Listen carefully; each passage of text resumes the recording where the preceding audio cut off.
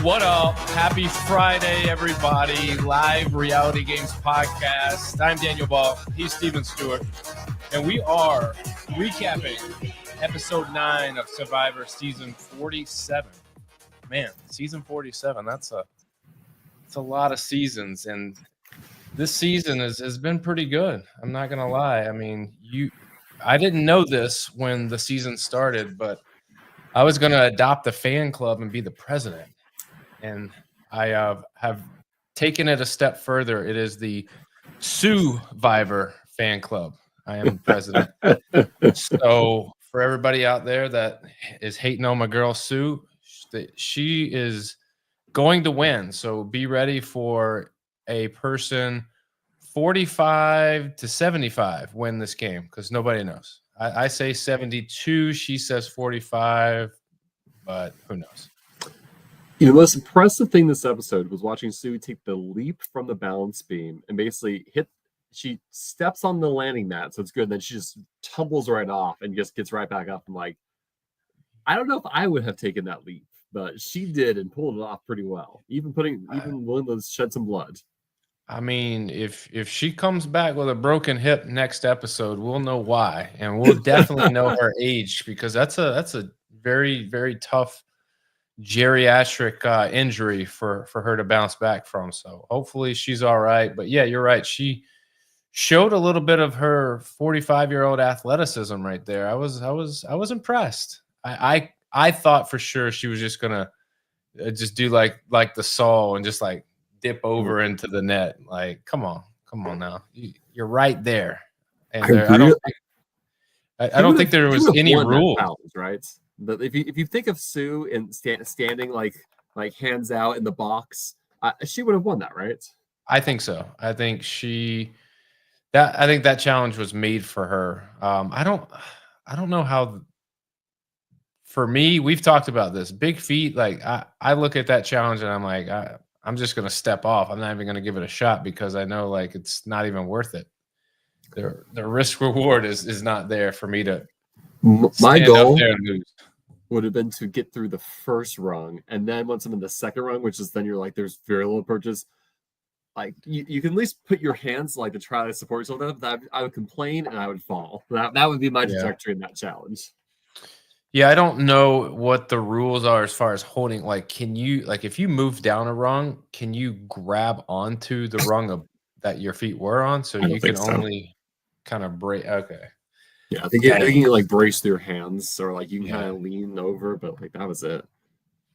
So no holding on, man. That kind of threw my my plan. I was like, I got this figured out. Big feet and all. It's all good. I would So now my hopes and dreams, if I make it on Survivor and I do that challenge, I'm just gonna step off. Thanks, but no thanks. But you at least get the rewards, right? So it's not all a loss. So that's the thing. I think you look when you go into the challenge, you go, all right, well, what's the worst case scenario? And if it's losing your vote, let's go a step before in front of that. Let's not make it that far. Like if I'm gonna lose, just at least lose not at the lowest level. Let's try to at least make it through a little bit. The episode grade. What do you give this episode? 8.5 out of 10. Very, very, very, very uncertain going into the tribal where things were shaking out, which nor the players until they had that last minute scramble, it seems. Was this one of those episodes again? I know we had one maybe like episode 3 or 4 where it was very back end driven, where like a lot of the front end stuff was great and all, but like really the action and everything was towards the end and at tribal. No, I don't think so. Because I felt like I think the setup for Saul's ultimate elimination was well done, and like I think there's a lot of scramble in terms of can we make this not happen, and that just didn't end up panning out. I don't know. It didn't feel like the giant reset button that lasted half an hour. It's like, well, darn, Rachel's going home. Oh, now she isn't. Now what's right? And we aren't privy to people's mindsets. Right. Well, we open up, obviously the episode previous, Sierra gets eliminated and Sam is left. Okay, my number one's gone. What am I going to do? Um, he realizes in the beginning of this episode that the Gata tribe, because Andy's now flipped, is no more. So like he's got to stop thinking in terms of working with Gata. He's going to start having to figure out how to navigate a game where he doesn't have anybody. He's almost got to hit the reset and start over and figure out where to go from here. You know, it gets Rachel and Sam talking about working together and moving forward, but Rachel is very upfront with Sam and the fact that we're not going to be able to work together like you think. I'll try to look out for you and support you if I can, but it's like I got to worry about, I'm in the same spot you are. I've got to worry about me and figure out how I can maneuver myself, and I think us together ain't going to be able to get it done, which I think she's right there. But she did hold true to her word by telling him that she would give him a heads up and try to help him out as much as she could. So, you know, I guess we could start with that. When you get when one of your people get eliminated, so and you have to restart and reset, where would you start? Would you go to the person and that is on the same level as you trying to restart and go, "Hey, you think we can get together?" I mean, I think you could. I think you walk out tribal council. You kind of do a, "Hey, great move, guys. Well done, well played. No hard feelings." And then you kind of say, "Hey, I'm open to whoever wants to talk," and kind of see who comes to you, and it kind of does the, "We're so sorry, but it wasn't against you." And you try to like start building things that way. I don't think you're, unless like you were like, "I need to grab this person," say what just happened. So I think I would kind of go open, see who came, and then once those initial conversations come, like maybe grab those allies, say, "What are we doing going forward? Are we in like true survival mode? And like, if it's me or you, sorry, I'm gonna write your name down, but hopefully it's neither." Yeah. I think Rachel had the right idea. I think she, you know, tells Sam, "Look, I'll do what I can, but the reality is I got to figure this out." And so she goes to Andy, which, if you recall, and they did a flashback, there was multiple times where Andy and Rachel were kind of against each other. And I don't think that they were maliciously out for each other, against each other. I just think one was playing a game a certain way, thinking the other one was following, and the other one was doing the same thing, and they ended up going in opposite directions. I think in Rachel's defense, Andy comes off as a liability early on, right? It's like, you know, he has a really hard couple days. He comes across like, "I really need you," and she's just like, "Uh-oh, I don't want to be entangled with a person like this." And she kind of like says, "No, thank you." And therefore, Andy ends up with Sierra and Sam down the road.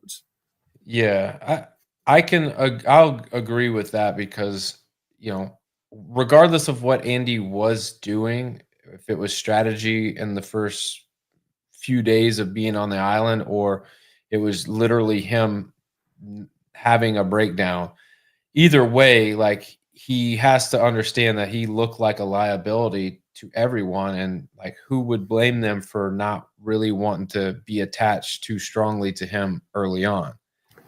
And but you know, if Rachel had known that Andy would be here at day 16 in the merge in the top 9, I think Rachel plays that beginning very differently and gives him the comfort and like really works and pull and makes that relationship much more and likely has the capital. She could have gotten away with it, but yeah, it's how do you know? It's hard. Well, they end up having a little heart to heart, and it seems like that they're willing to at least be on the same page and give it a shot. I don't know if they truly believe that if it comes down to it, if it's them or someone else, if there's truly going to hold true to like, is Rachel really going to save Andy, and is Andy really going to save Rachel if it all comes down to it? You know, but at least in that moment, they had an understanding. They had some clarity on, you know, how they can move forward together. But I don't necessarily see that as a really strong, like, comforting alliance member on either part. Mhm. So I don't know how you feel about that whole Rachel and Andy thing, if they're gonna figure out a way to work together, or if they're gonna kind of just meander. I don't think we get the scene if they weren't going to figure something out in the future. I imagine it will come, much like how we had the Genevieve and Andy scene. We had that like 2 episodes ago, and we saw the payoff like last episode. I think Yeah. this is setting us up for something the two will do in the future. But it's funny that you have a scene like this with like two original Trimates saying we should work with each other. You're like, well, what have you been doing this entire time? Right. It took you 16 days to realize, you know what? Let's be friends. We don't have to be happen. Yeah. We were on the same tribe and we were adversaries, but now we're on the same tribe essentially. But I think we're ready to bury the hatchet and like move forward together. I get it. I think that you're right, that that's in there for a reason, and I think it's a setup for them maybe doing something together. But I just don't see how you could be genuine about that, knowing that now all of a sudden, 16 days into the game, you want to rely on the one guy that you felt as though was holding you back.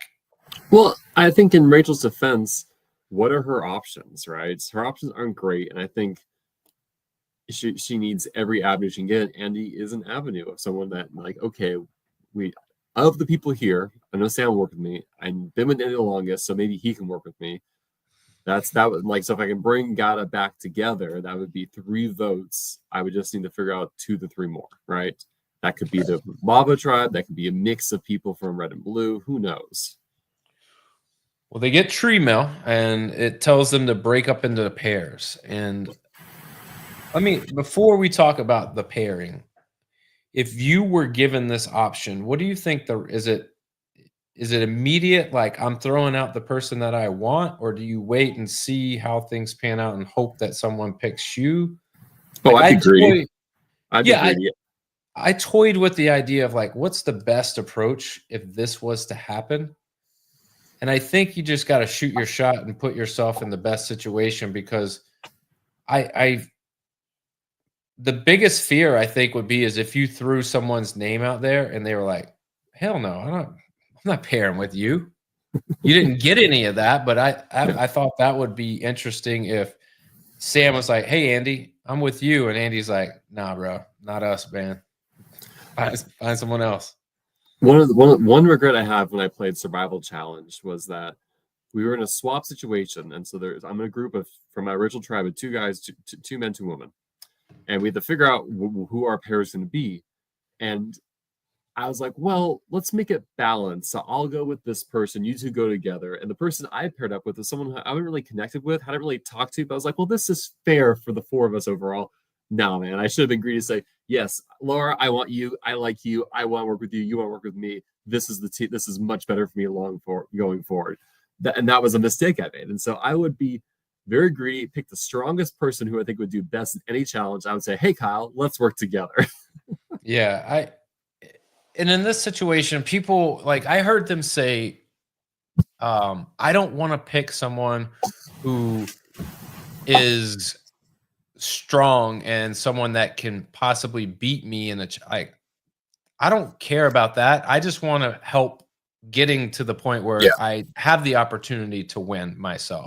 Yeah, going against Kyle is a problem if I can go against Kyle. If I'm not even given the option, who cares? And even if I lose and win the top 4, that's food. I can accept that as for 2nd place or 3rd or 4th place. And I can also accept the fact, like, let's say you pick Kyle and you lose out the gate and you lose your vote. At least you went out saying, I went for the best, you know?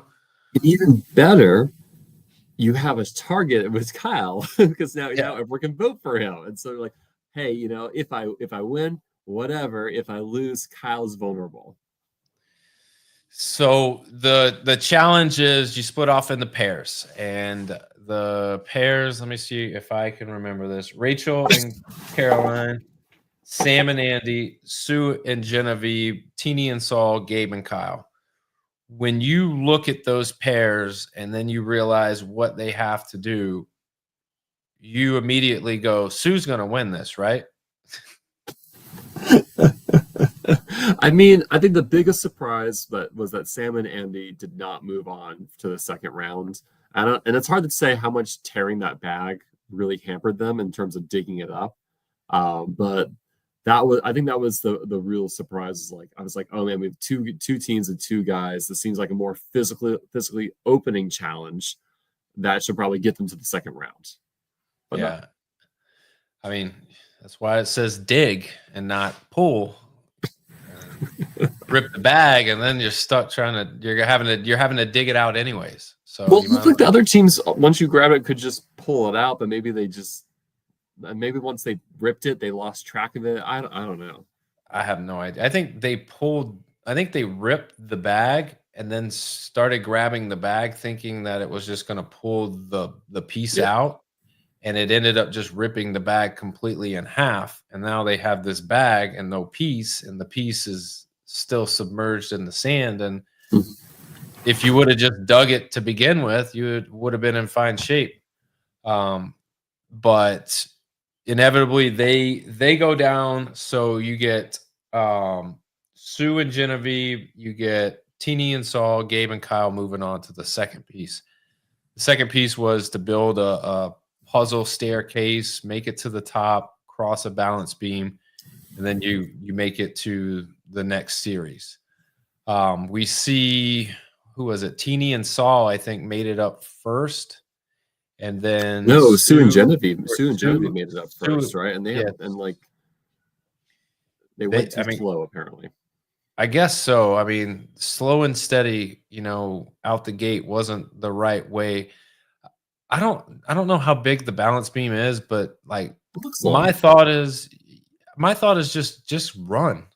Just it's what, 10 feet. If you run and just step and do what you got to do, like once you get to the other side, you can essentially do what Sue did and just propel yourself onto the finish mat.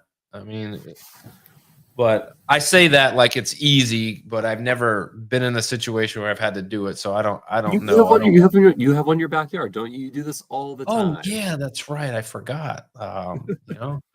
Like Hunter last season, who made all the challenges and practiced them, and that's what he did for fun. Now that's I don't have a balance beam, despite the rumors out there. Being part of the president of the Survivor fan club, I might have to invest in some of these challenge materials, but clearly Sue's got it covered. But Teeny, Saul, Gabe, Kyle, Sue, Genevieve, it's them three like battling it out, and eventually Teeny and Saul get across, Kyle and Gabe get across, and then it's those four battling for reward and immunity. So I'll ask you, when those four went, who's your money on to do the foothold the longest? I mean, Teeny just having a very different body shape from the other competitors, I thought it would do her better. But honestly, I imagine I'd be in so much pain. Like I would do so much worse than any of those four. And I've been eating and sleeping. So I figured like, hey, we're going to see Kyle win. And it was a surprise. Like we did not see Kyle win. Gabe pulls it off. He tells Jeff not to talk to him. Jeff was polite and didn't talk to him anymore. And he ended up taking down Kyle. What does this mean for Kyle? All right, so his thought process is going into this, I got to win every immunity or I'm in trouble. And even after this was done, he still felt as though like this is pretty dicey. Like it could be me and it might be me and it's probably me. Like he went through that mindset a lot after this challenge. But we find out it's not Kyle. So what does that do for his psyche and his mentality moving forward? Does he get a little bit confident and think, well, now I don't have to win all the challenges because I didn't win this last one and I'm still here? Or do you think like he's still in that position where people are seeing him as that challenge threat and like they've got to neutralize him? we don't really get to see much of his social game, do we? I mean, we Yeah. saw the scene with him and Soul, but like what Kyle really needs is he needs to make friends on the other side. So now that he is vulnerable and continues to be vulnerable, perhaps people see him more valuable as an ally versus this challenge threat that's going to stump their game, right? I think, not saying he should do this, but let's say he loses the next immunity challenge too, and then he loses maybe the one after that. People say, okay, it's not simply the Kyle show. Like, yes, he can win. He might win again, but it's not only him. And granted, as we get down to like 6 and 5, people might target him and go back to, oh, he's a challenge threat anyhow. But yeah, I just think the biggest social move that we've seen Kyle do is him and Saul bonding over Karate Kid. That was Saul's gone. only, yeah, and now Saul's gone, and so Kyle's social game is done. Like, who's he gonna talk to? Sue. It ain't gonna be Sue. I mean, I think it just does not bode well for his future. That I think if people say, okay, there's 4 blue players, we got to get rid of one of them. Kyle's vulnerable. Sue's like, Kyle, I'm fine with Kyle going, and blue just might offer Kyle up. It's like, yeah, we'll trim our numbers, vote out Kyle. Everyone's happy. I mean, if it's so, you got Gabe and you got Sue, who seem to be tight. You got Caroline, who to me seems like the middle. She's like the swing vote of one way or the other, and I think she's more apt to lean with the majority. Like, I don't think she's going to lean towards Kyle to favor him over not leaning with Sue and Gabe to vote Kyle out, if that makes sense. Like, I think she's going to go, well, I'm going to keep my game intact and make sure I'm here. Like, sorry, Kyle, like, if that means it's you, it's you. Yeah.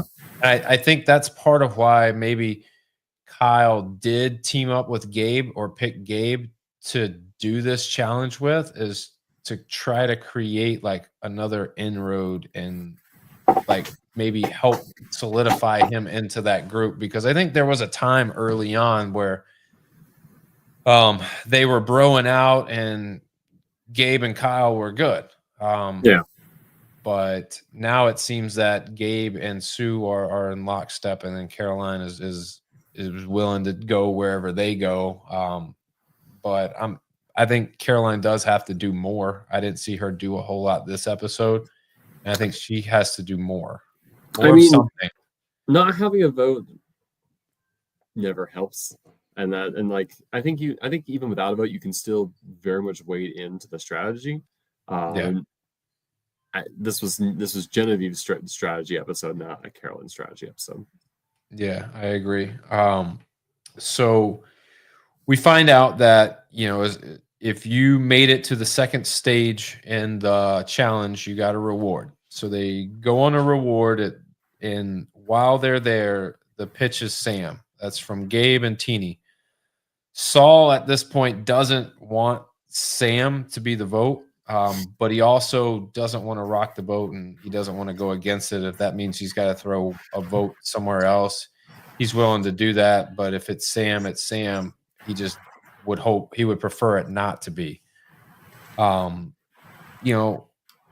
When you go on a reward and you start pitching names, do you have to be confident in that name, or are they Sam was the easy name to pitch. He was blindside the last episode. He'll like, none of the yellow are with you right now, right? Because you just have red and blue at this meal, and so you're not going to throw out Caroline or Sue's name. You're probably not going to throw out Genevieve's name. So I think it was the easy name, and therefore it wasn't going to cause waves. And most likely, all right, let's leave this conversation. Figure out, all right, who are our allies voting for? What are they thinking?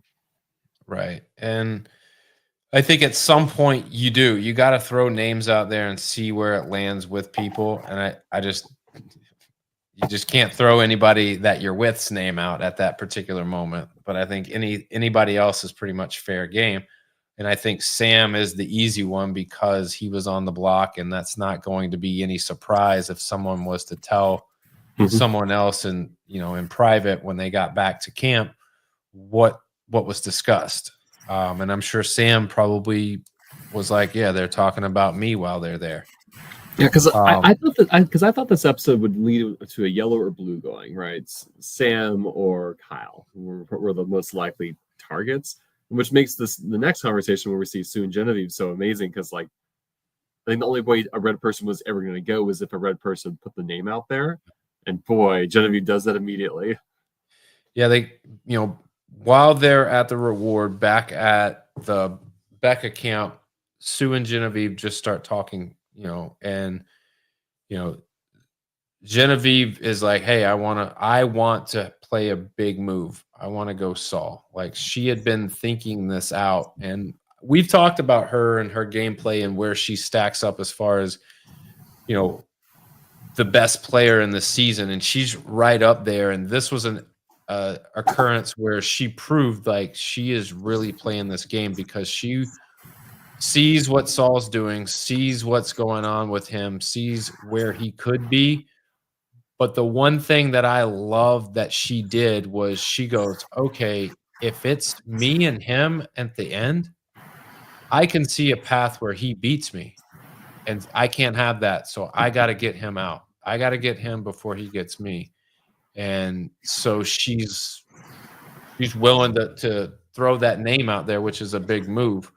Is, in this particular scenario, Steven, do you think how comfortable do you think they are? I mean, obviously, to me, it doesn't seem like Genevieve and Sue like even had a relationship with one another. Not a relate, but we haven't been privy to it, right? So now it's just strange to me that Genevieve is picking Sue, and then now divulging like this really solid game move to her in hopes that she's not going to ruin this, because what we do find out from Genevieve is that it's going to take a lot of different moving parts to make a move like this happen. And so I think, I don't know. I think that's a brilliant idea on her part. What do you think? This move, I think it's all going to come down to timing. Was this a good move to make now, or was this premature? Because a red player wasn't going home this episode. A red player likely might have gone home next episode or two. And so it was just kind of like, is this the right time to bust a person? And what was interesting is, I think we get insight to what Genevieve is viewing her endgame is. And I think it made me give a sense that Genevieve is really locking herself in with this blue alliance of Gabe, Sue, and Carolyn. I think she's really looking to go deep with them, and that's why she's fine to get rid of the red players and really lock in there.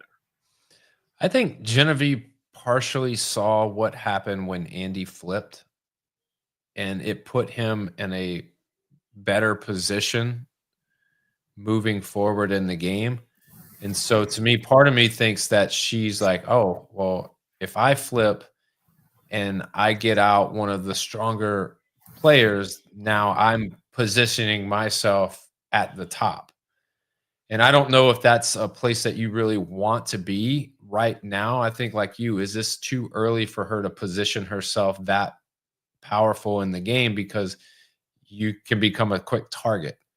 And I think if Teeny now, who's got her person out of the game, what does she do?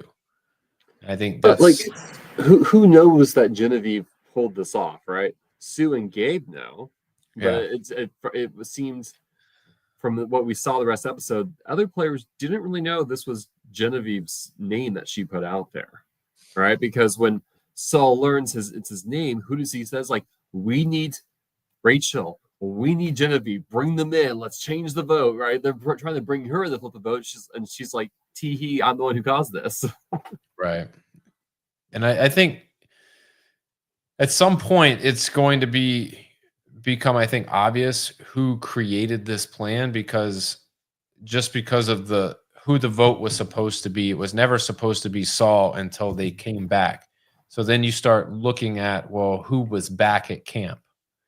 All right. You're looking at Rachel, you're looking at Caroline, you're looking at Sue and Genevieve.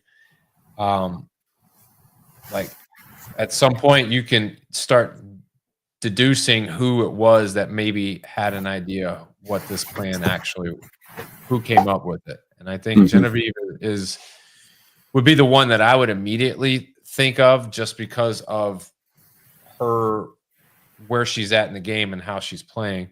I don't think, this doesn't. I love Sue to death, but this doesn't smell like a Sue move. Describe the sense of a Sue move. Very much Kyle and only Kyle. And if it's not Kyle, then you tell me who to vote for. That's a Sue move right there. So Daniel, was this I won't bring up this comment. Was this a big move for the sake of being a big move that Genevieve is doing here, or is this a good move that also is a big move? I think when you come out and you go, I'm going to make a big move, I think that means that this is a big move for the sake of a big move. If you, after the fact, go, holy moly, that was a big move. Like now you're like, oh, okay, like that wasn't for the sake of just doing a big move. That's just how it ended up. And I think I think you're on the same page as if you're having to question when is the right time to do a move like this, I think that answers that question. This was a big move just for the sake of doing a big move, because I think the opportunity presented itself. And I don't necessarily, not that it wouldn't come up again, but I think Saul has been an option multiple times throughout this Survivor season. And so it doesn't tell me that it wouldn't be a Saul, like Saul wouldn't be an option later down the road, so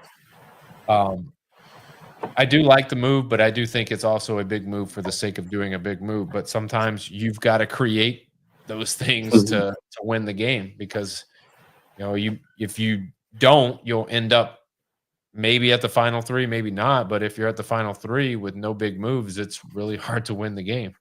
I think more specifically, I think people are asked, like, what is something you accomplished or you did or you drove? Jim can say, yeah, Saul. Like, Saul. I sat down with Sue. I said I wanted you out. Sue said, go talk to Gabe. I talked to Gabe. Gabe acquiesced. We got the numbers, and yeah, things kind of went back and forth, but no one realized it was me, and I got my way that night. Very true. So that's compelling. It's like, well, shoot, yeah, she did that.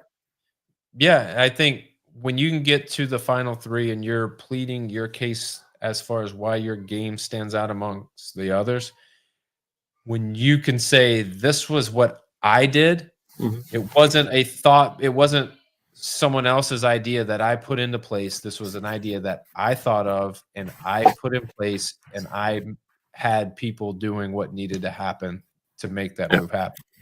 And I think in this particular case, we'll talk about Tribal in a few minutes, but I think Tribal, I think things got crazy at Tribal, but I think had Genevieve not floated the Saul idea out there, it wouldn't have been crazy, and it maybe would have been a straightforward vote on a Kyle, Yeah. So they have a journey. So the players that lost their vote, they get to go on a journey and earn it back. And basically they have a House of Cards reverse Jenga style triangular pyramid stacking challenge. That's what I'm calling it. It is, you start with one player, they put down I'm going to call it a metal card. And then the next player places one, and you shape triangles. And once you've shaped the triangle, you start building on top of it. So eventually, whoever knocks the stack over is the person who loses their vote for the tribal, and the others retain their vote. We see Rachel sweating. We see Caroline sweating. We see everybody sweating throughout this challenge. But eventually, Caroline hits a point where she can't stack it and knocks it over, and she loses her vote. Was this journey was it necessary? Like the whole, I mean, the whole I think like this journey if is you like, lose your vote, like if you lose in the challenge first, like if you don't make it past the first stage in the challenge, you lose your vote. But then you have to go on, you get to go on a journey to earn it back. But okay, are you really losing your vote? Or like it's kind of like it seems very forced to yeah. have something like that. And I don't know if it was necessary. Because if all of them ended up losing their vote, I'm cool with that because all right, that's a wrinkle that happened, but one person lost their vote, and that's pretty standard. Like it's nothing. There's no, it's like smoke and It feels mirrors bad to say issue. like someone lost their vote. Well, that's just standard. It's like, Yeah, should it be? yeah, true. But I think it was a lot of smoke and mirrors to get you to the fact that we're doing something that we always do, which is one person's not going to have a vote here. I mean, this felt emblematic of we have 90 minutes. We need to do something else. Let's throw a journey, and yeah, like you said, let's have someone lose their vote per usual. I mean, gosh, wouldn't it have been more fun if you said, "Hey, you're gonna have a challenge. The first two teams to lose are gonna go on a journey where maybe like something may happen. Like instead of losing a vote, the person gets an extra vote just for that tribal council." Right. And so now I have a risk like, well, I can either compete for the rewards of food and chance to win, or I can lose and have a chance for something else. And I don't know. I mean, So let me I think it also like they like having 9 votes because odd numbers, fun stuff happens versus a 10-person even vote. True. So they all come back and they immediately, Caroline's like, I lost my vote. Do they discuss, like, I know they discussed who they wanted to vote out. They talked about Kyle before they left the journey. But as soon as they get back, they tell everybody who lost their vote. Is that the right move? Like, or do you hold that? Like, it was never going to back stay and forth. secret. Look at that Yeah, group. yeah, true. I mean, I think so I think it's worth keeping secret. Let's say it was only the blue tribe members, right? So let's say Gabe, Sue, Caroline, and Kyle all go. One will lose their vote. I think then it may be worth lying about because the person who has no vote can't use their shot in the dark if you think your alliance is being targeted. But when you have this mixed group, like the secret's gonna come out. Right. I think that I don't know how it was worded to the other players, but to me, it made it sound like they lost their vote and they could earn it back. Not that they would, but they could have the potential to earn it back. So if you want to talk about a big move, you can get the 4 of those people go there and go, we've all lost our vote. Then if you want to navigate which way the vote goes, like then you immediately can navigate because people at that point think you don't have a vote, but you do. Mm-hmm. So I don't know. Just a thought while we're going through this, but I think at this point your whole alliance would have to go and to make that happen. Yeah. Well, I mean, I don't think so in this case because I still think you would have to tell the right people when you got back what the deal was. And they would have to vote one way or the other. But I don't know. Just a thought. I know it's one of those things that's like, well, very hypothetical. You don't really know until you're in the situation and see how it plays out. But I mean, you could handle that 1,000 different ways. And, Caroline chose to just immediately divulge that she doesn't have a vote, which I don't know. In this case, it really wouldn't have mattered, as we saw. But I think it was surprising that she wasn't targeted solely because she didn't have a vote, which suggests more to her social game, I think. Than anything else. I found that interesting too. Okay, it's almost like there's blood in the water, but nah, we're good. Like we're gonna stick with what we've been talking about. Because you're right, they could have easily all ganged up on her, but maybe her social game has been so good that that put her in a position to lose a vote, and it didn't matter too much. But I don't know. I think that she didn't show a whole lot this episode. She didn't have a vote. And I think people are starting to think maybe the same thing I'm thinking is I thought she was a better player, or not better, but like I would have ranked her higher 2 weeks ago, and she's starting to fade off that top, good player-ish, list for me. But this is kind of the point in the episode where it just gets chaotic. And this in live games, this is what I despise the most. This felt very live game. Like you have 20 minutes, figure out the vote. Everyone's running around with their head cut off. And I think, when I was looking at this, I was like, man, this is exactly what a live game is. And I thought Teeny, with her experience, like this would have been in a situation where she thrived in. Well, the problem is that no one knew Genevieve was against Saul, right? Or at least Teeny didn't know, Sam didn't know, Saul didn't know. Rachel knew that Genevieve was in the vote, but didn't know to what extent. And so I think that made it hard because you needed all 5 remaining people who are not a tight alliance to stand together. And like that's clearly one person broke, then everyone broke afterwards. And so we can get into that. So the pitch is Saul.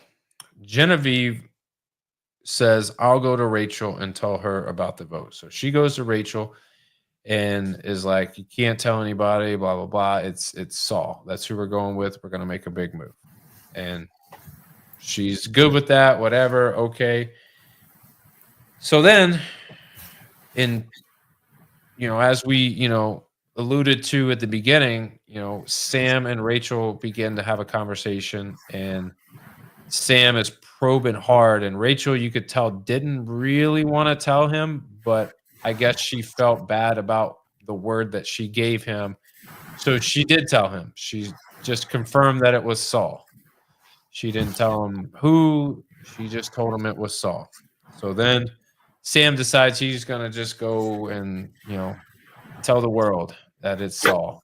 And so it goes from, at that point, it's Saul, from Sam to Saul to Sue to Kyle. And then before you know it, like you could tell people weren't sure who the vote was. Why does Rachel tell Sam? What? Outside of the fact that she was like, well, if I can help you, I will. But is that really enough in this scenario to uproot everything? I'll be very curious. What we don't really see is the repercussions for Rachel with learning that Rachel told Sam who told Saul, because everyone kind of knows, well, how does Saul know Sam? How does Sam know Rachel? And I'm curious if we get that next episode where Rachel being very mad about saying, I had a spot. Sam didn't care and blew it up anyways. It's so hard to know when you have when like with this kind of like strategy of like, when do we tell a person, when do we not?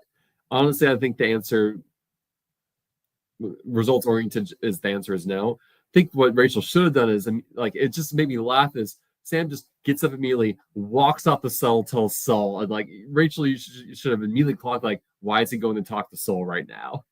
Right. What does this do for Sam's game if he was told by Rachel that he told Rachel, I'm not going to tell anybody, but then he does, but Saul ends up going home anyways? Like, what does that say about Sam? Like, to me, it's like, well, this guy. I respect Sam for throwing stuff against the wall, but it's kind of a question for Sam. It's like, when do you go chaos mode, and when do you lay low and say, I guess this is happening, sucks to suck, but is it me? And like, you say, all right, how can I talk to Teeny? How can I talk to Genevieve? How can I talk to Kyle and say, what are we doing next time? Like, because I really want to work with you, and like, let's do something more than just this one vote. I don't know. Yeah, I think for him, he could have handled it a couple of different ways. He could have handled it the way that he did, or he could have just been, all right, this is the vote. Let me figure out who's voting this way, and let me go to them and be like, hey, I'm willing to vote this way, but I just need to know, like, what's the plan? Because if I'm willing to help and work with you, like, let's do that. Let's work together. If not, if this is just a one-off, then you're just here for you, then I'm going to blow this thing up and see what happens, because I think at some point Sam's going to be at a crossroads of going home, and he's going to have to do something drastic, because I think he's just eventually he's buying his time little by little. The inevitability of him being next is pretty, it's almost there every week. It's almost like, last week it was supposed to be Sam, so then it was going to be this week. This week it was Saul when it could have been Sam, and Sam now didn't help facilitate the vote on Saul, and Saul still went home, so it didn't help Sam at all.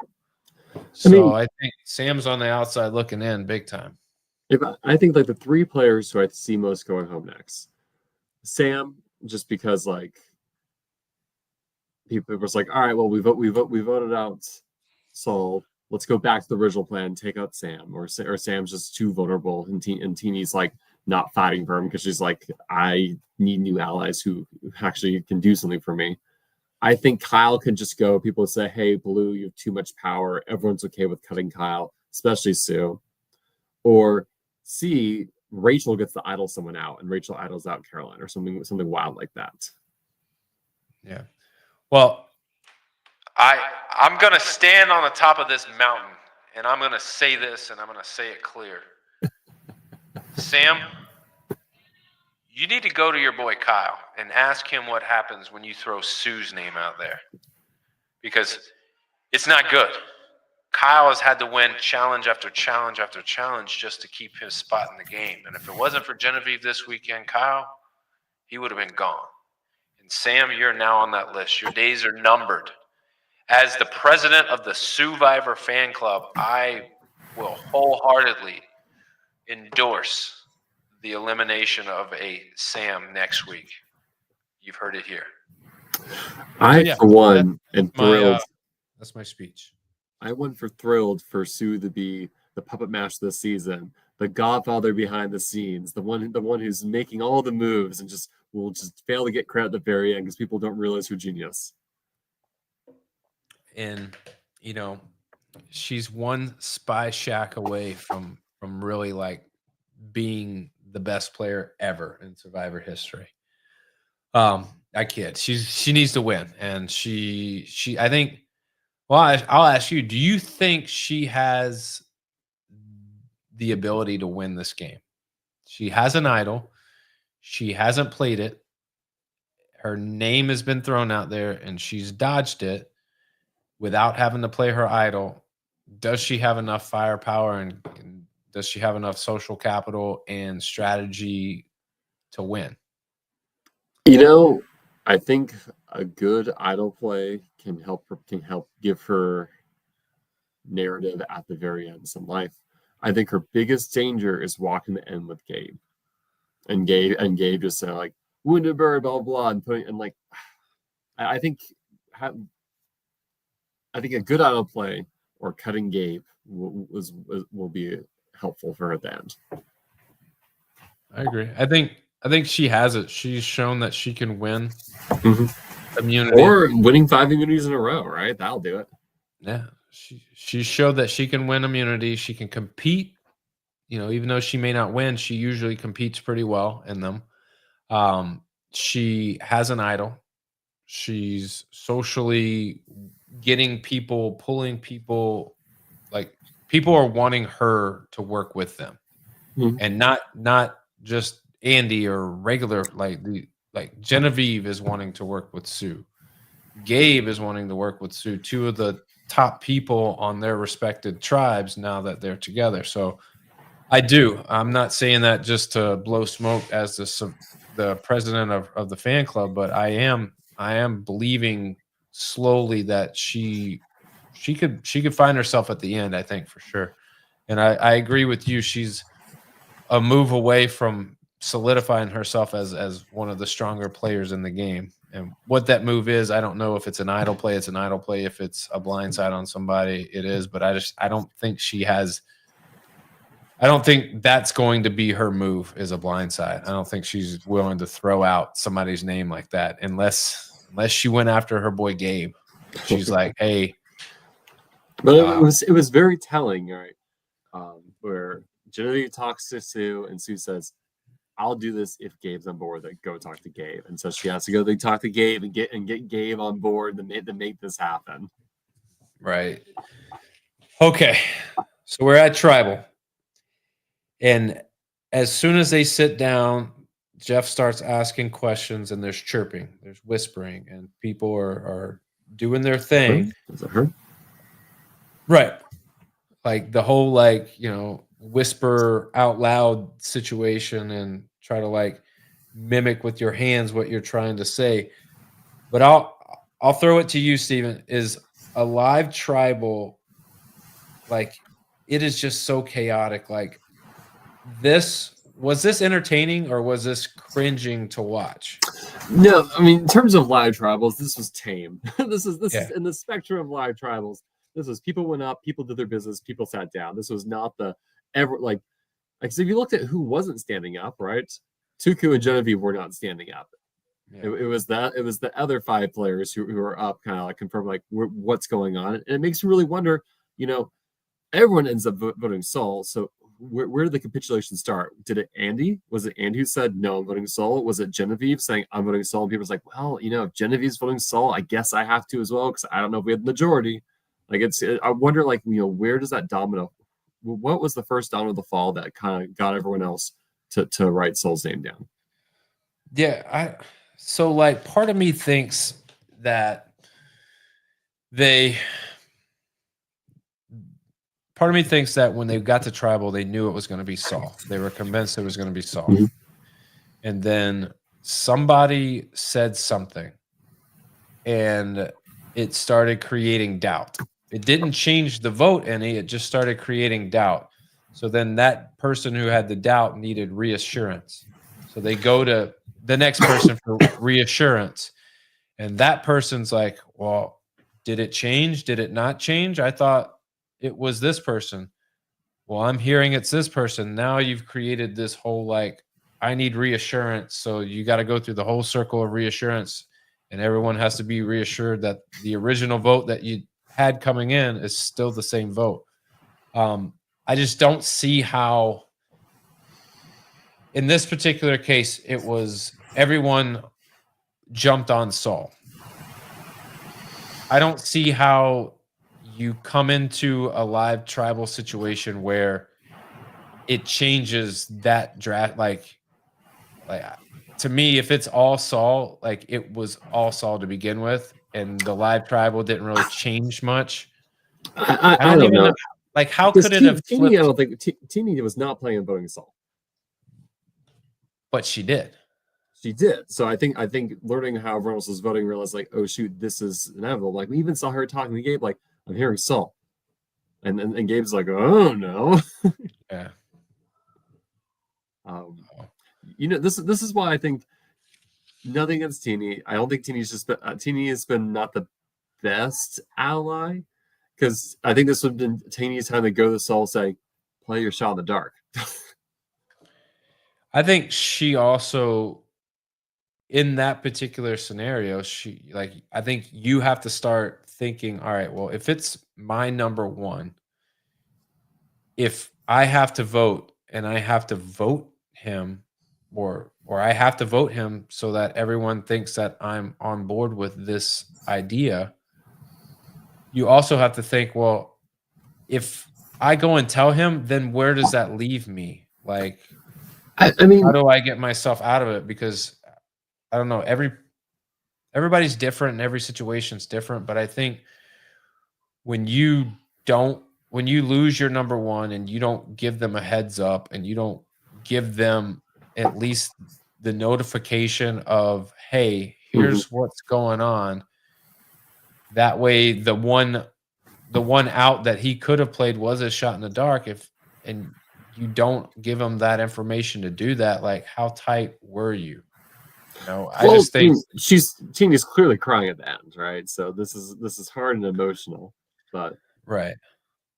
I don't know. I just think you once you understand that no matter what you do, the vote is the vote. You have to decide, well, what's the best way to preserve your game. And I think she realized I could tell him, and he could play his shot in the dark. 1 in 6 chance of it not being him. That's a very slim. But if I do, my days are numbered, and I don't think so, because I think there's enough chaos in that in the live tribal that I think you could have snuck it in. And I don't think I don't think Teeny goes home on the revote. I think again, Kyle or Sue or Sam get targeted. I mean, I guess Saul must have thought, because I feel like Saul, like if he would have thought it was going to be all votes on him, I think he would have I think he was into it enough to have played his shot in the dark. Mm-hmm. I think he literally thought like his vote was gonna matter. Yeah. And so he didn't play it so he could preserve his vote. And we see it was 8-1 in favor of not Saul. So was it weird? No movement for idols from Sue or Rachel? I don't think that was weird at all. I mean, Sue likely knows her name is out there. I mean, she probably knows she's the other target, but she rightly so felt confident enough that it was not going to be her. Yeah, I think she just looked at the numbers and was like, I might have votes, but I don't think I'm going to have the most votes. Yeah. And I think she looked at it that way and said, well, if I have 4 votes or if I have 3 votes, then so be it. At least I know where I stand, but I also know that I'll survive tonight without playing my idol. And then next tribal, I can play my idol. And though someone who's walked out with an idol in their pocket, and I knew I was getting votes to that tribal council, it's brave of her that even if it was just one vote to be like, let's write it out. It's like, it's brave. Well, next episode you got a Kyle and Sue showdown. Like you have both of them, like they're at odds with each other. Who comes out victorious? Sue. Yeah, I think so. I just think Kyle has done so much as far as winning these immunities. I think he has put enough thought into people's mind, like they're okay with him not being there. And with Kyle being gone, it'll be Sue's time to shine. I mean, I really do think we can expect a late immunity run from Sue this season. Let's go, Sue. Let's go. All right, winners, losers from the episode. Who you got? Losers of the week, Teeny, well, Saul, obviously. Teeny and Sam, I think, also are up there. Teeny has been consistently losing allies. And I don't feel great about their longevity in the game, which makes me really, really bummed. And Sam went full chaos mode and Saul went home anyways. And so was it really worth betraying Rachel's trust to do that? Yeah, I think, loser for me, Sam, all the way. Winner, Genevieve. And if I had to pick another winner, Gabe. I think I'd go Gabe, just because you take down Kyle. All right, you give yourself a chance to get a strong threat out of the game. They didn't go that route. They ended up going with Saul, which is fine. But yeah, Gabe put himself in a good position, ended up winning and getting immunity and saving, himself. And now he gets another chance, another crack at it this week. But looking forward to next week. Who needs to have a good episode? Teeny does. I think Teeny needs a good episode. She was on a good run for a little bit, but I think those closest to her are now gone, and so now she has to, I think we're gonna see how good, or we're gonna see where she stands in this game this week. I think this is a pivotal week for her to solidify a group that she can move towards the end with, because I don't think that she has that group yet. No, and like you look at if you look at Sam, Andy, Rachel, Teeny, Genevieve, that 5 is not going to be a 5.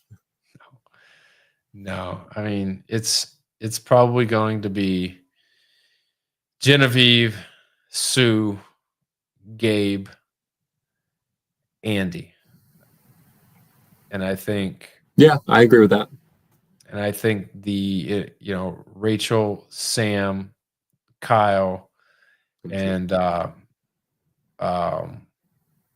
Teeny are there. And Teeny, I think, is the swing that can go one way or the other. But I think that's why I said I think next week is a very pivotal week for her, because if she doesn't start figuring out where she falls and making a choice, like they're just going to start picking people off. I mean, I think best case scenario for Teeny that I can see is that Rachel gets targeted. Rachel plays a successful idol. Rachel takes out, likely, I'm going to bet either Carolyn or Gabe, right? And that opens the numbers and makes it more manageable for Teeny, perhaps. I don't know. Yeah. We'll see. A lot to dive in on next week. So hopefully we'll get another good episode. Maybe we'll get just a regular basic tribal council. What do you think? In Modern Survivor, no, that's impossible. Not a chance. Not a chance. Plug or promote. What do we got? Not much going on my end, but if you are interested in playing a live rally game, you should check out the live rally game casting, LRG_casting at Instagram.com. The great Melanie Bartlett is up there running it, promoting all the games that are out casting there daily. Melanie. Yeah.